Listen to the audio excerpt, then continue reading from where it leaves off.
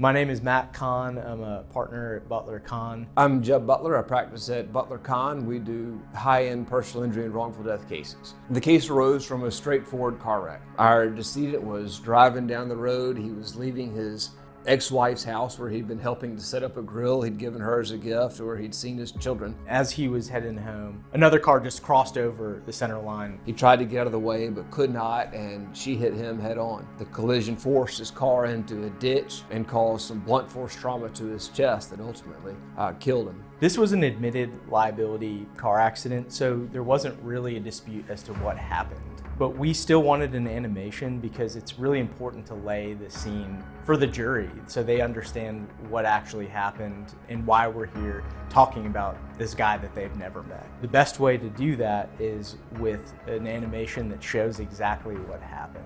In this case, we did something unusual with the animation. We had DK Global show not only how the collision happened, which they always do very well, but how the collision caused our client's death. There was a significant chest trauma which led to internal bleeding and cardiac arrest in this case. DK Global did a really great job working with the forensic pathologist who sort of knew everything about the inner workings of the injury and the cause of death. By the time we had our final product, there was a very compelling and scientifically accurate animation of what was happening inside of Mark Cohen's body in the moments before he died. In talking with jurors after the case, there was no dispute at all with them as to how the collision happened or how it led to our client's death. They were able to go right to the damages number and start addressing what we always wanted the centerpiece of the case to be, and that is, what was the full value of the life of Mark Cohen.